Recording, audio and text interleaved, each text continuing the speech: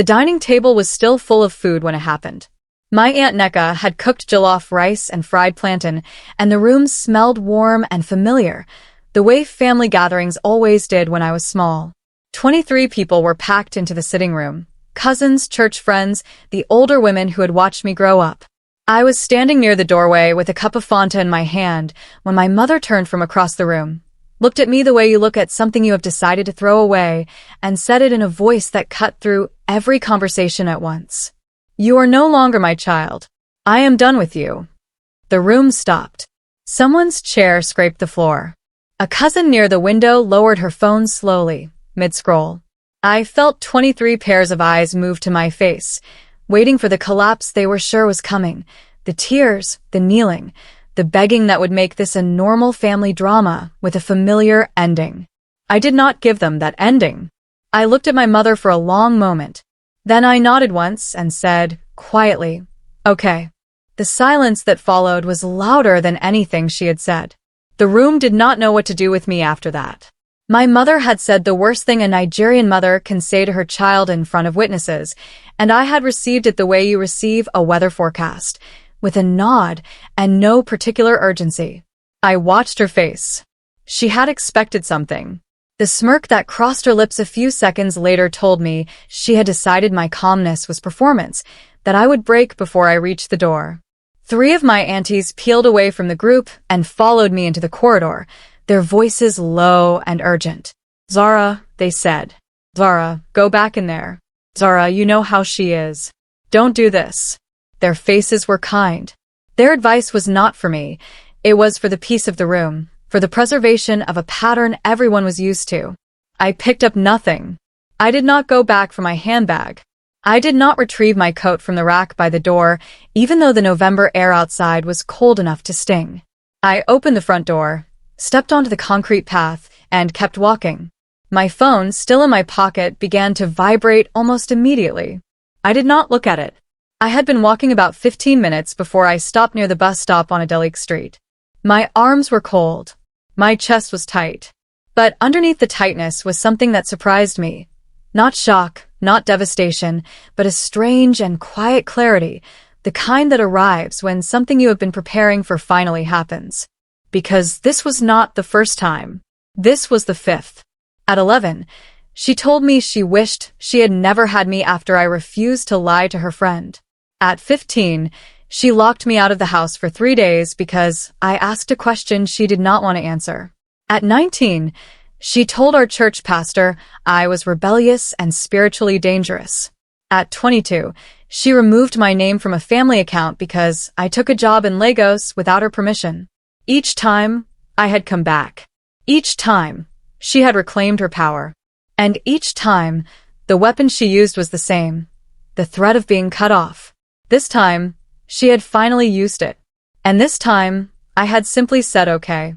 She thought that was the beginning of my punishment. She did not know it was the beginning of my freedom. She sent the message at 11:47 that night. I was sitting on my friend Amara's couch with a cup of tea going cold in my hands, watching the screen light up in the dark. The message was 9 words. "When you are ready to be my daughter again, you will apologize." I read it once. I put the phone face down on the cushion beside me. I did not respond. Not that night, and not in the days that followed. What I did instead was quiet and deliberate. I had been renting a room 30 minutes from my mother's property, a small place she disapproved of. I began moving my belongings from her house in small trips, early in the morning when she would be at the market. I did not announce it. I did not leave a note. I removed myself the way a plant removes itself from shallow soil, not with drama, but with the slow insistence of something that has decided to find better ground. My registration documents. My academic certificates. The small tin where I kept my savings. My father's old Bible, which she had never touched anyway. I took what was mine. I left what was hers. The silence between us was not a pause. It was a decision. By the 3rd week, the story had been told to everyone my mother knew. I heard versions of it from 3 separate directions. My cousin Biodan, who called with his voice full of careful sympathy, my mother's church friend Mrs. Adora, who stopped me outside the pharmacy, and a group chat where the story circulated in pieces. At church, I had abandoned my mother during a health crisis. To the older women in the family association, I had been influenced by bad friends. To her closest friends, I was ungrateful, proud, and spiritually lost. None of the versions mentioned what she had said at the gathering. None mentioned the 5 previous times. None mentioned the 9-word message sent to me at midnight like a summons. I heard all of it. I told my own side to exactly one person, Amara, and then I stayed quiet. Not because I was afraid.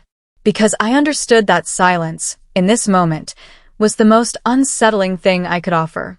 Staying silent was not retreat. It was refusal, the quiet refusal to participate in a story being told about me without my presence in the room and without my voice in it. The invitations stopped in the 4th week. My cousin Adi's child dedication passed without my name being mentioned. A family meeting about my late father's property happened without my knowledge. My Aunt Neka stopped returning my calls. The exclusion had the feel of something organized, not a conspiracy, but a coordinated quieting, the kind that happens when a family decides one person's removal is more convenient than questioning why they were removed. I felt it the way you feel cold air coming under a door, slowly, then all at once. There were moments in those weeks when the isolation sat heavily. I will not pretend otherwise. I sat with the weight of it on some evenings in Amara's small sitting room, the city noise coming through the window, and I let myself feel what it actually was. Not grief for my mother's love, which I had understood for a long time was conditional. Grief for the version of family I had never stopped hoping might one day be real. The warm, uncomplicated version where I was loved without being managed, where I belonged without needing to perform. I let myself grieve that version properly. Then I got up and made dinner and called Amara and kept moving because the only direction available to me was forward. The first 2 months were the hardest practically. My mother had been making small contributions to my rent and phone bill, contributions attached to enough commentary that I had always known they were tools, not gifts. Losing them meant reorganizing everything. I moved to a smaller room. I cut my data plan. I started cooking more and buying less. I will not make this sound effortless because it was not. There were weeks when the numbers were tight enough that I ate the same food 3 days in a row.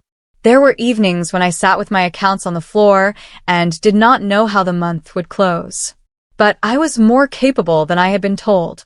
My mother had always said I was impractical, that I could not manage without guidance, that I was too emotional for good decisions.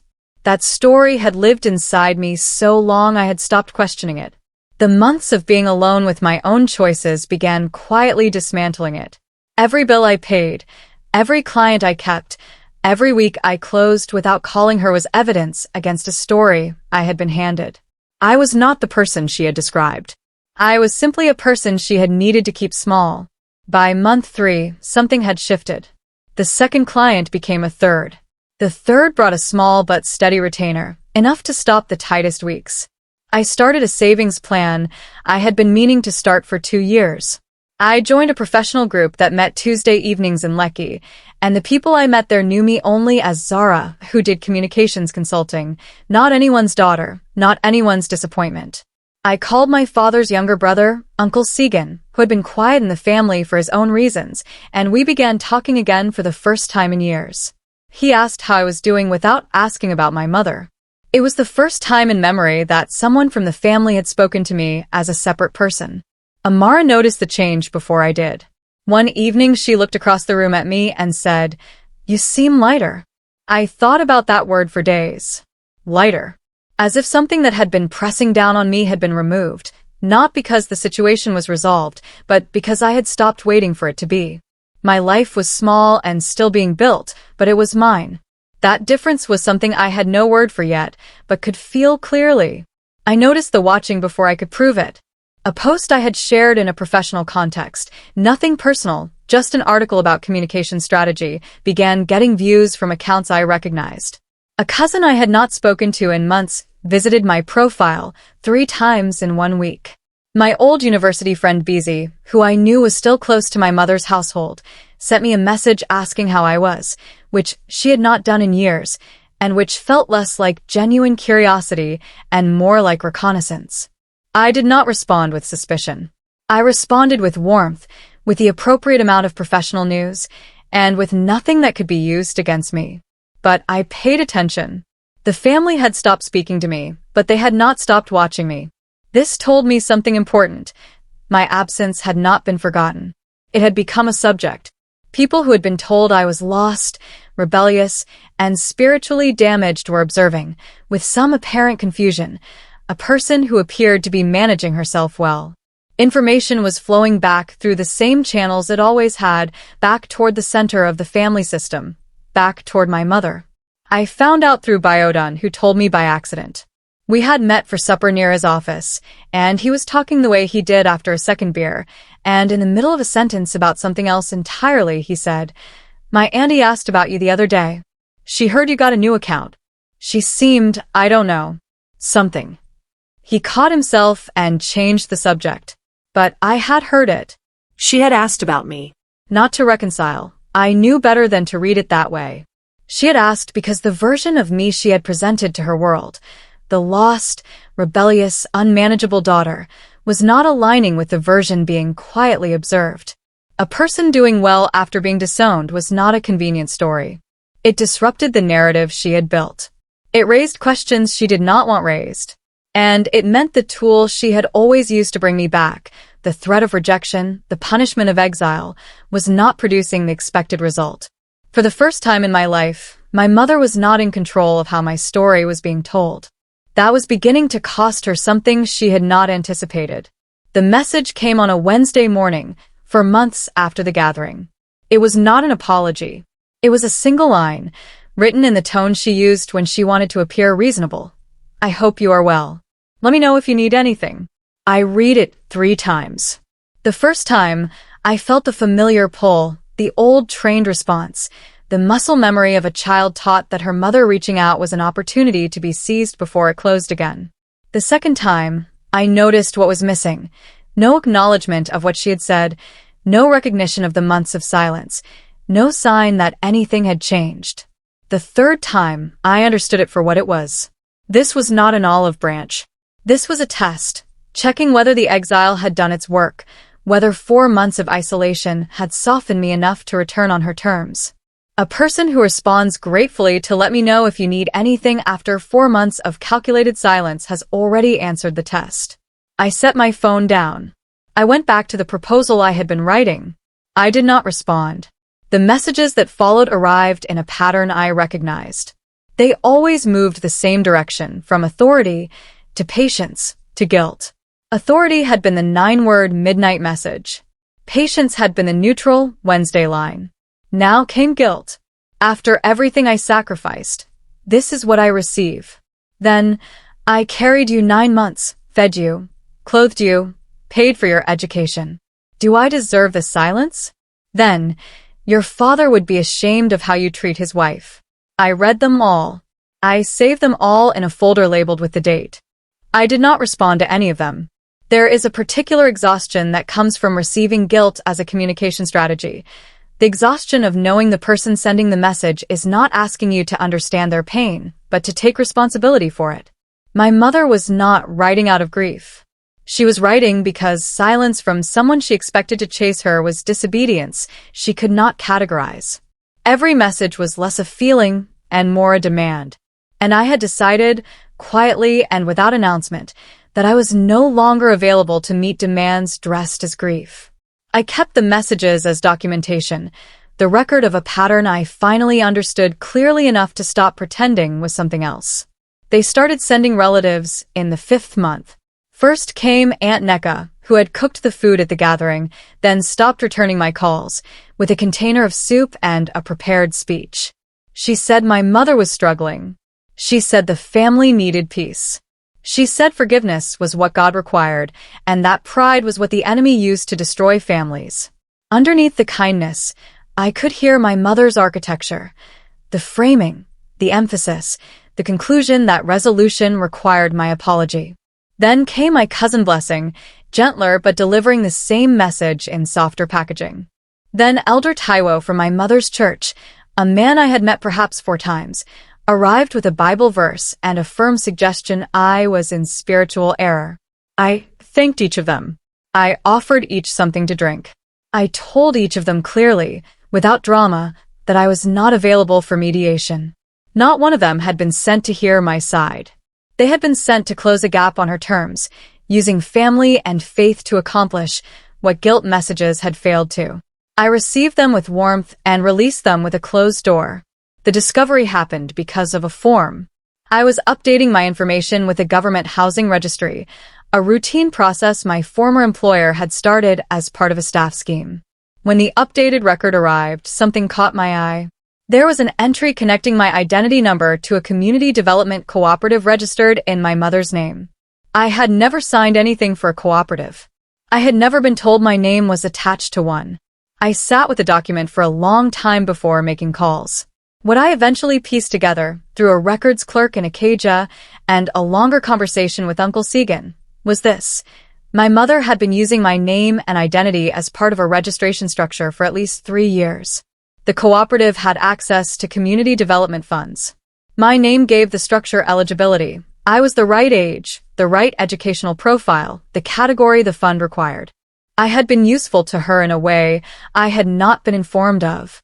My credentials, my identity, had been incorporated into her system without my knowledge or consent. I was not a family member in that structure. I was a qualification. And I had spent 3 years qualifying a system whose existence I had not known about. I spent 2 weeks going carefully through everything. Uncle Segan helped me obtain copies of the registration documents. A lawyer named Obiagili, found through the Tuesday group, reviewed them over 2 evenings in her office near Yaba. My name appeared on 3 separate filings connected to the cooperative. In 2 of them, my signature had been replicated, copied from an old document I signed years ago for family land matter, used without my current knowledge or consent. The cooperative had received funding across 2 disbursement cycles. I was listed as a founding member. I had never attended a meeting. Obiagili was careful with her language, but her meaning was clear. My presence in the structure was not accidental. It was by design. And my formal withdrawal would raise questions about the cooperative's continued eligibility. My absence from my mother's life had implications she had not calculated when she said those words at the dining table. The disowning was supposed to send me back, smaller and apologetic. Instead, it had exposed something. I had not just been her daughter. I had been a component she quietly installed in a system built to benefit her. The weapon she used so confidently had begun cutting the wrong way. I did not confront her. I did not send a message. I did not tell relatives or post anything or make a single phone call that could have been interpreted as a declaration of war. I simply, with Obiagili's guidance, began the process of formally and legally removing my name from every structure it had been placed in without my active and current consent. It was paperwork. It was slow.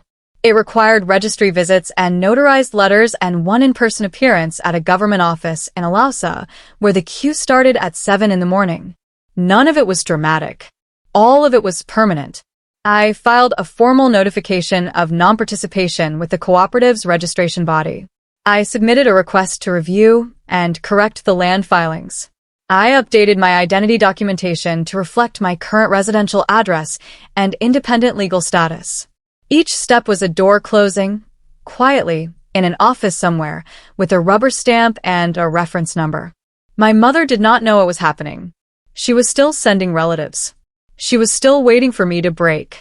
And in the background, in the unhurried language of official documents, her access to my identity, my eligibility, and the legitimacy my name had been providing was being methodically and irrevocably withdrawn. The first sign that something had shifted reached me through Biodun, but this time he was not speaking loosely. He called on a Thursday evening, his voice careful. "Zara, your mother called me about the cooperative today. She was asking if I knew anything about a letter they received." I told him I had submitted some paperwork. I did not elaborate. He was quiet, then said, "She seemed unsettled." The cooperative's registration had been flagged for review after my withdrawal notification. It was standard procedure, nothing criminal, nothing immediately catastrophic. But it required responses to questions about founding membership, consent protocols, and document accuracy. My mother had built something that required my name to function correctly. She had done it without asking me or telling me. And now, without confrontation or a single angry phone call, I had removed the piece she had assumed was permanently in place. I think about the word unsettled sometimes. It is mild, but from Baiden's tone, I understood it meant something closer to afraid. My mother had never been afraid of me before. She had only ever needed me to be afraid of her. That reversal, quiet, paperwork-sized, bureaucratic in its appearance, was the most significant shift in the geography of our relationship that had ever occurred. She called in the 6th month, and her voice was different. The authority was gone. The measured tone that always said I am managing you was replaced by something softer. She asked how I was. She asked about my work. She said she had heard I was doing well and that she was glad. It was the warmest she had ever spoken to me, possibly, and I held that fact quietly as she talked. I noticed what she did not say. She did not mention the cooperative. She did not mention the months of silence, the relatives she had deployed, the midnight guilt messages. She presented the call as if we had simply been out of touch, as if the words at the dining table had never been spoken, or had been said long enough ago to require no acknowledgement. She ended by suggesting we meet. A meal, she said. Just the two of us. I said I would think about it. I kept my voice neutral and my answer honest. What I did not say was what I was actually thinking, that I could hear, underneath the warmth, a person who had lost things she had not expected to lose, recalculating how to recover them. I recognized the sound. I had been listening to it my whole life. By the time she asked for the meeting, I had become, without precisely planning it, a person with genuine leverage. The cooperative review had created complications she needed to navigate. My non-participation in the land filing meant certain decisions were on hold. The professional network I had built meant my name was no longer only associated with being her daughter, it was associated with work and a reputation I had built that she could not reach. And there was one more thing. Uncle Segan had told me that my late father had left a small property in his personal name, separate from the family land, and that processing had been quietly deferred for years. My name, as his eldest child, was attached to that property in a way not yet legally resolved. My mother had known this. She had managed the deferral. My continued estrangement meant the deferral could not go on indefinitely. I had not gone looking for any of this. I had simply stopped being manageable, and in the space that created, the truth of how I had been positioned became visible. Every structure she had built that involved me, cooperative, land filing, deferred inheritance, required my cooperation to continue. She had assumed my cooperation was permanent. She was wrong. We met at a restaurant near Lagos Island, a neutral place she had chosen. She was already seated when I arrived, and she had ordered a small plate of chin-chin, a childhood snack of mine.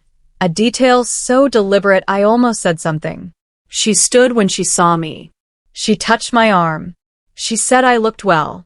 All of it was careful, and all of it was real in the sense that she was genuinely trying. I do not think my mother is a person without feeling. I think she is someone for whom love and control became, at some point in her life, the same thing, and she stopped being able to tell them apart. We sat across from each other, and she talked. Her health, the family, a neighbor's wedding. The authority was not there, and in its absence, she seemed genuinely smaller. Not unkind.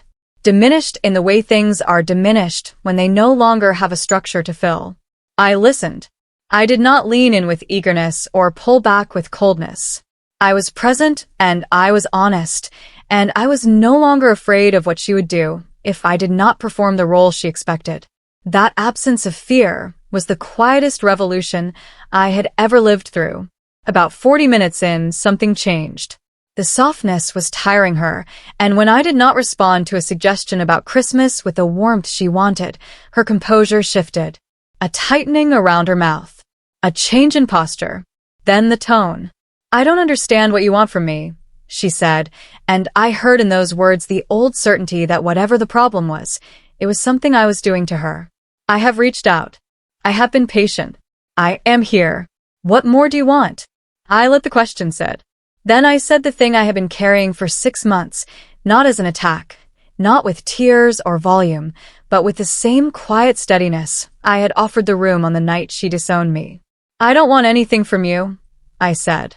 "I've been building a life that doesn't require anything from you.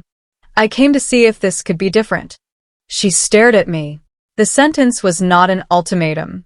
It was simply the truth, stated clearly by a person who had spent enough time away from the system to no longer need its approval. For the first time in my life, my mother did not know what to say to me. The silence lasted long enough to become its own statement. Then she said, with the edge of old authority returning, that I owed her respect, and that respect meant coming back to the family properly, not positioning myself as if I were above it. I looked at her across the table and felt, with complete clarity, that this was the moment I had been approaching for 28 years without knowing it. I said it gently, without drama. "I didn't leave the family. I outgrew the system." She heard it. I watched it land. I watched her try to arrange a response and find that the usual tools did not work. Authority did not answer it. Guilt did not deflect it. The sentence had no edge to catch on. It was not an accusation. It was simply a true thing, stated plainly, by a person who no longer needed to say it loudly to believe it. She picked up her water glass. She set it down. The conversation did not end badly. It ended with something unresolved, but the unresolved part was no longer mine to carry. I had set it down with that sentence and did not pick it back up. We said careful goodbyes. She touched my arm. I walked to my car alone. I will tell you what I had not told her, what I had shared only with Obi Ajili and Uncle Segan. The cooperative had provided my mother with social access she used regularly, to community leaders, to a local government liaison, to a church council position that depended partly on the cooperative's standing. When the review was initiated, those access points became uncertain. Council positions required the founding membership list to be verified. My withdrawal changed the list. The liaison relationship, built on a project presented with my name as co-sponsor without my knowledge, required explanation. None of it was legally catastrophic. But in the social economy my mother operated in, where standing was everything and she had spent years building her position carefully, the disruption was significant. The daughter she had publicly disowned had turned out to be a structural element in the platform she stood on. Removing me had not punished me. It had destabilized her. The disowning had always been her ultimate weapon. She had used it so many times, in smaller forms, to keep me returning. But this time I had not returned. A weapon that misses does not return to the hand that threw it. It simply falls. The person who threw it is left exactly where they started, holding nothing. The months after the restaurant meeting had a different quality. Not resolved, families do not end cleanly, but different. My mother stopped sending relatives. The guilt messages stopped. She called occasionally, shorter calls now, more careful, without the old undercurrent of management. The cooperative matter settled through the review process without formal consequences, but the access it had provided was restructured in ways that reduced her influence in a few circles. The land filing moved forward with proper consent documentation, clarifying my rights as my father's eldest child in ways that had been deferred for years. I did not win anything dramatically. What I lost was the long, specific fear that her approval was the price of my existence. What I found, built in small rooms, tight months, and Tuesday evenings in Lekki, was a life that did not require her signature to be valid. I speak to her sometimes. The conversations are careful, like two people navigating rearranged furniture. There is no warmth of the kind I once hoped for. But there is civility, a surface we can both stand on. It is not what I wanted when I was young. It is what is real. I think about the dining table sometimes. The jollof rice hot in the serving bowl. The 23 people in the room. My mother's voice cutting through everything, and the room going quiet, waiting for me to kneel. I did not kneel. I nodded once, said okay, and walked out into the cold without my coat. For a long time, people interpreted that moment as something I had survived, as if I had been struck and stayed standing. But that is not the right frame. That was the moment I stopped being available to a system that required my smallness to function. She said I was no longer her child. I believed her. I took her words as the truth she meant them to be, and I built my life accordingly. Not in anger, not in bitterness, but in the quiet direction of a person who has finally accepted that the love she was promised was never coming in the form she waited for. I am not free because I won. I am free because I stopped needing to. She said I was no longer her child. I believed her.